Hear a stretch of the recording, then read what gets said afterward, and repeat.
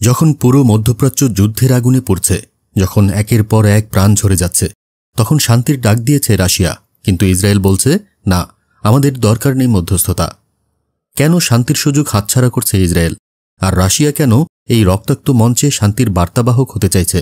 চলুন এক ঝলকে দেখে নেই ইরান ইসরায়েল সংঘাতের ভেতরের গোপন কূটনীতি, যেখানে অস্ত্রের শব্দের মাঝেও কেউ কেউ চায় আলোচনার শব্দ উঠুক। শুক্রবার থেকে তেহরান সহ ইরানের বিভিন্ন জায়গায় ক্ষেপণাস্ত্র হামলা চালাচ্ছে ইসরায়েল। তাদের দাবি, ইরান যেন পরমাণু বোমা না বানাতে পারে।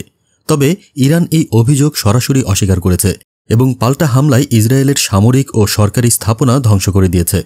এই লড়াইয়ে এখন পর্যন্ত প্রাণ গেছে ইরানে 224 জন, ইসরায়েলে 24 জন।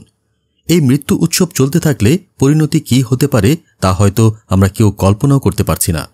এমন অবস্থায় ক্রেমলিনের মুখপাত্র দিমিত্রি পেসকভ ঘোষণা দিলেন, রাশিয়া চাইলে এখনই মধ্যস্থতা করতে পারে, প্রেসিডেন্ট পুতিন নিজেই প্রস্তুত। তবে সোজা কথা, ইসরায়েল এই প্রস্তাবে আগ্রহী নয়। তাদের মতে কোনো বাইরের শক্তির মধ্যস্থতা তারা চাইছে না।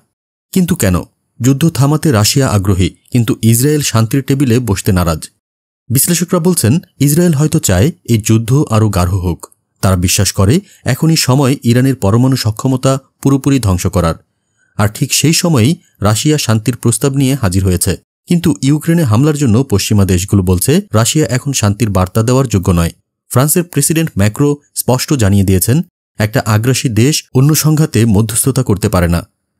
রাশিয়ার সঙ্গে ইরানের সম্পর্ক এখন অত্যন্ত গভীর, অর্থনীতি, সামরিক, প্রযুক্তি সবখানে। কিন্তু একই সঙ্গে তারা ইসরায়েলের সঙ্গেও সম্পর্ক রক্ষা করে চলেছে। তাই অনেকেই বলছেন, রাশিয়ার এই শান্তির প্রস্তাব শুধু মানবিক নয়, এটা কূটনৈতিকও। তারা চায় এই সংঘাতে যুক্তরাষ্ট্রের একক প্রভাব কমিয়ে নিজের বড় ভূমিকা নিতে। কিন্তু প্রশ্ন হল, এই শান্তির ডাক কি বাস্তবে কোনো প্রভাব ফেলবে? ইসরায়েল কি তাদের যুদ্ধনীতিতে একটুও নরম হবে, নাকি এই অঞ্চল আবারও ডুবে যাবে রক্তের সাগরে? কমেন্টে লিখুন, আপনি কি রাশিয়ার মধ্যস্থতার পক্ষে? আর ভিডিওটি শেয়ার করুন, যাতে শান্তির কথা ছড়িয়ে পড়ে যুদ্ধে জর্জরিত এই পৃথিবীতে। সাবস্ক্রাইব করুন, আমাদের সঙ্গেই থাকুন, কারণ বিশ্বের ভবিষ্যৎ ঠিক হচ্ছে এখনই, এবং আপনি তা জানছেন সবার আগে।